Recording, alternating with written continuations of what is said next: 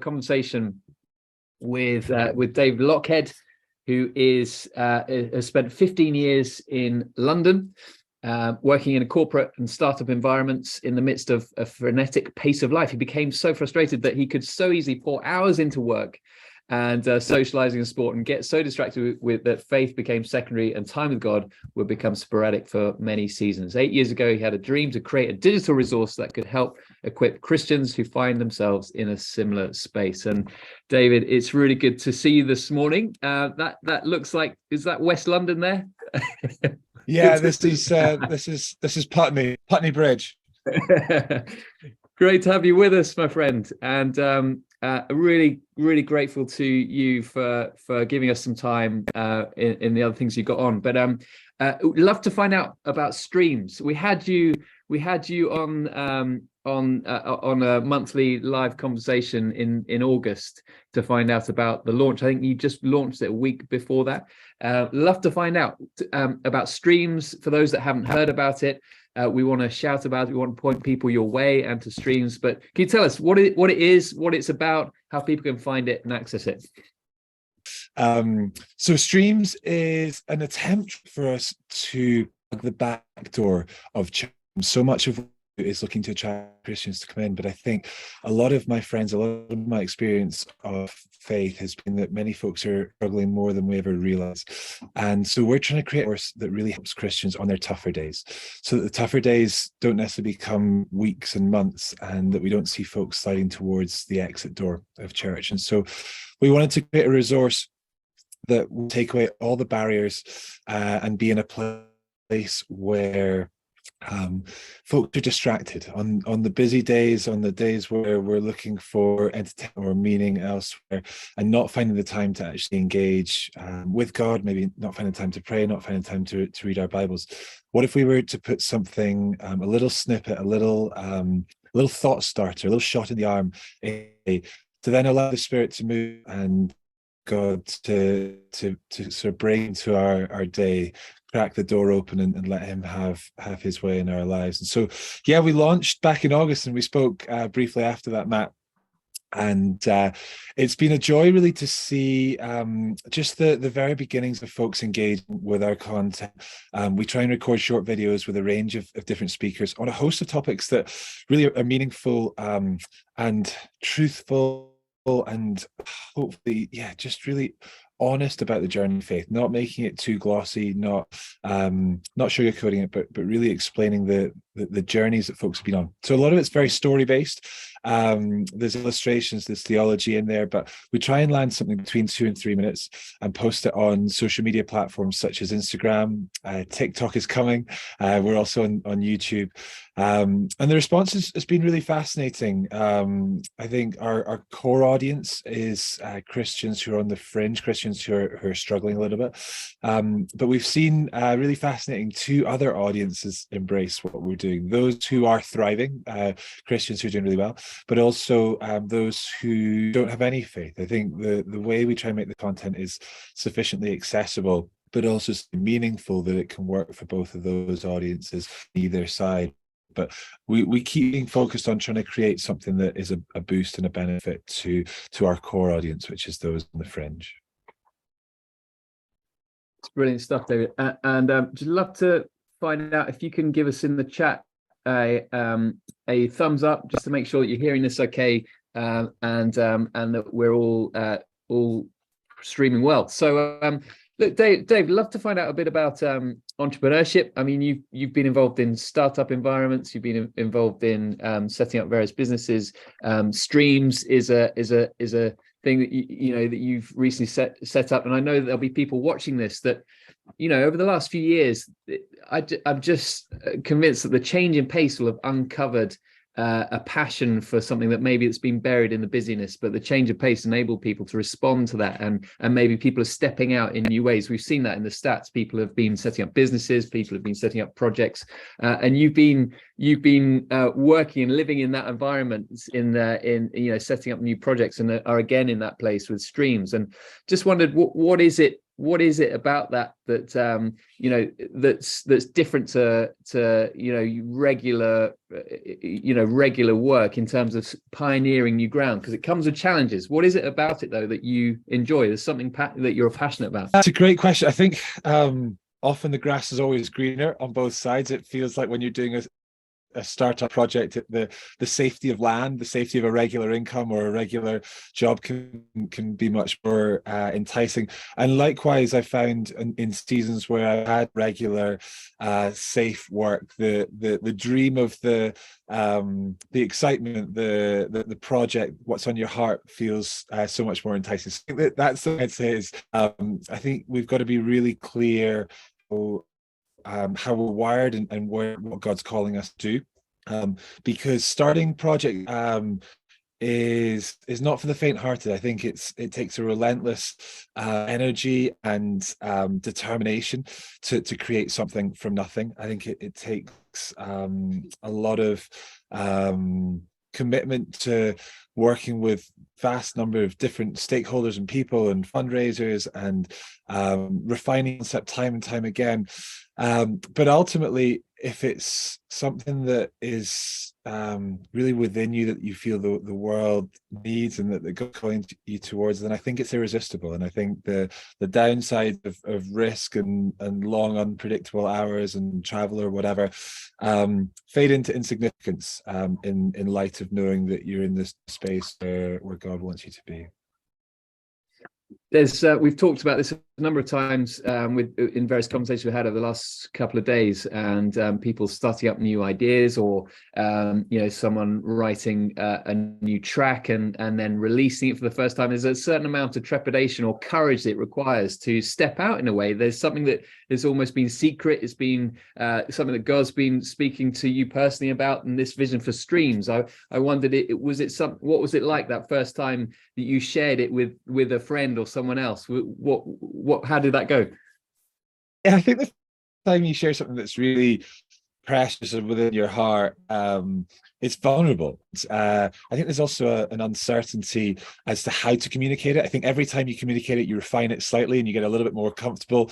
You test the words and the phrases that actually are resonating with your friend or with your audience. And so my journey's been quite a long one with the project. I placed the dream on my heart about 8 years ago. And so you're like, what have you been doing sitting on it for 8 years? I think the Lord maybe needed to take me on a bit of a journey, but also the concept has been refined a lot over. I think some of that has been in my own mind, having time and space to really work through what is the solution we can put in place here for the problem that we're trying to solve. But ultimately, I think every time you refine it, every time you share it with someone, you learn a little bit more. To start with, people would be like, well, have you seen this ministry? Have you seen that ministry? And I would always say, well, we don't want to create this just to duplicate. If that's out there and it's great and it's truly working, then let us adopt that. But I think the questions that come up every time we share prepare us and just think through, okay, is that relevant? Is that a valid question?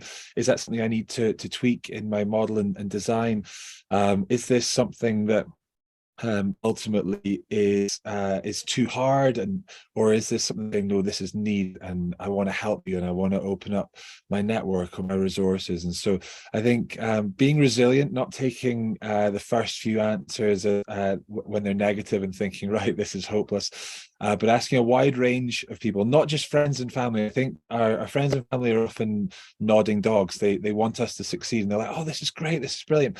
But ask people, ask end users, ask folks who aren't that sympathetic to your cause, but maybe who are subject matter experts. I think you get much clearer. There's no bias in that space, and so I think canvassing a wide range of opinion helped refine this.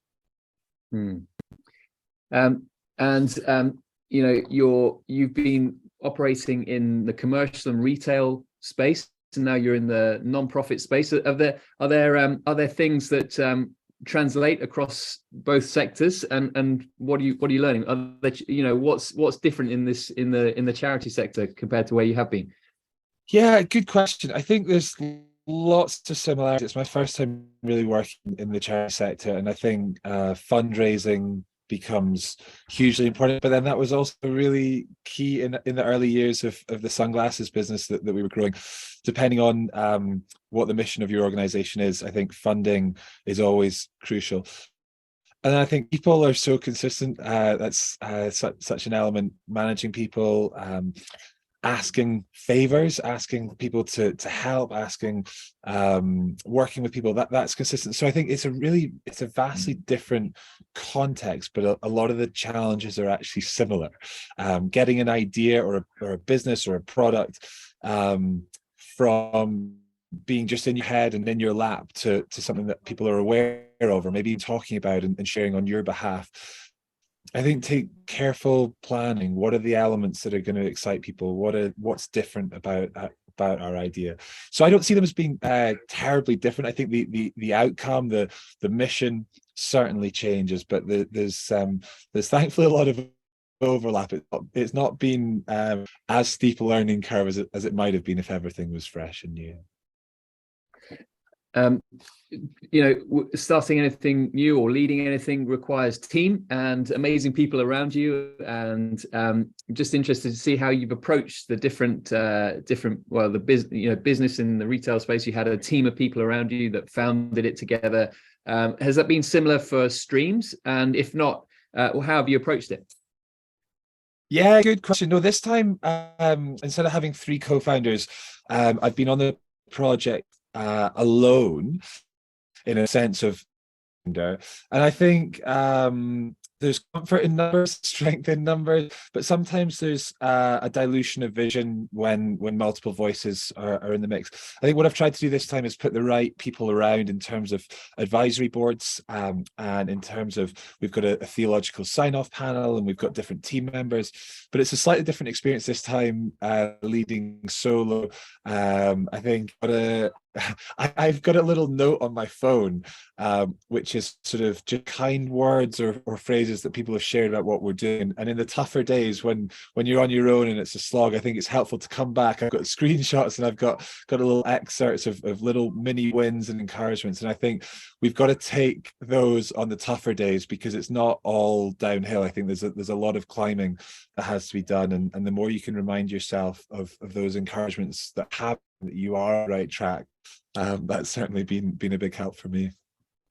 And so, continuing the same theme of working with people whose this isn't their professional role, and yet they're involved in this project. There's something about the vision that they bought into, and they're giving of their time. No doubt there'll be a range of people, aren't there? But there'll be some who are giving of their time voluntarily, and there'll be people watching this who are working in that space where they've got a team of volunteers, and yet they're aware. And we have this for Stronger, and people have got their lives to run, they've got their jobs, they've got their families, and yet there's this interesting dynamic of leading a team of people who are not paid to be involved in the project. How are you navigating that? How are you finding that?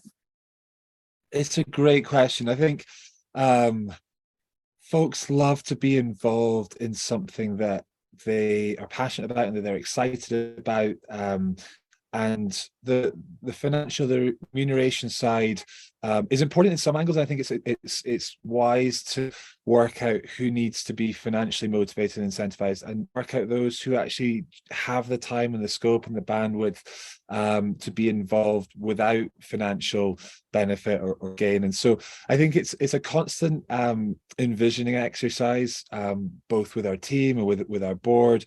And so communicating success stories, sort of little wins, helping them to sort of continually catch it, because I think no one has the vision as much as the founder, and vision is maybe a little bit leaky. We've got to continually be casting it and reminding folks why they're pouring in on a Thursday at 8:30 when they could be watching a movie at home. Why are they on a call going through numbers or something that they've spent all day on Zoom calls? Why are they doing another one? And I think we've got to try and make it dynamic and enjoyable and exciting. Sure, I think we've got to try and be brief where we can, rather than take a full hour. If we can do the meeting in 25 minutes, let's do it in 25 minutes. And so it's being sensitive of what people are giving up to be involved and help you develop what you're building. Dave, we're coming to the end of our time. Just love to know how can we, what can we be looking out for in terms of streams? Where can we connect with you and you know, be excited about what's coming up? You mentioned TikTok, for example. Is there anything that any insights you can give us about what's coming? Yeah, so TikTok's changed its algorithm to accept longer content, and so we're on the cusp of launching onto our third platform. We really haven't had much momentum on YouTube, but we've had a good build on Instagram in the first few months. So it's going to be fascinating to see what catches on TikTok. From what here, the algorithm is way less reliable. It's way more unpredictable than Instagram. And so yeah, I'd love for you to check out what we're doing. We're trying to film with a wide variety of voices and really create videos that are impactful for folks. So we're on streams.studio on Instagram, and we'll announce on there once we launch on TikTok. And so we'd love for you to see what we're doing and share it with those who you think might be interested. And when a video comes along that you think is particularly pertinent to a friend in your life who's maybe walking through a particular season, then maybe consider sharing it with them. We'd be super grateful. And final question, Dave. The theme of this conference is strong and courageous. Joshua 1:9. Be bold, be courageous, be strong. You know, as the Lord speaks to Joshua. And what would you say? Does that look like for you in 2023 and streams and all that you're involved in?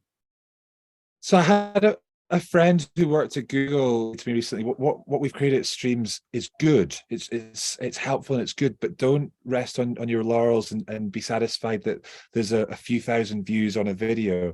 Actually think about how do we take this to the people who really need it, and how can we be ambitious enough to get it into the hands of our audience who haven't discovered it yet. And so it's good to dream big dreams, it's good to be courageous, but I think we've got to do all we can, and then we let go and we see where God takes it. And I think having that diligence to dream big and to work hard, but then to ultimately let go and go, the numbers are not down to me. I can't force this. I can only do the very best of what's in my hand, and then it's up to God what happens from there.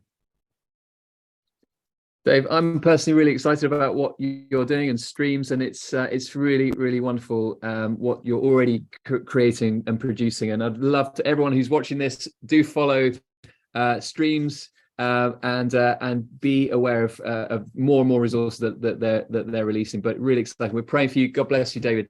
Enjoy the rest of your day. Thank you. All the best. Thanks so much for having me. Cheers.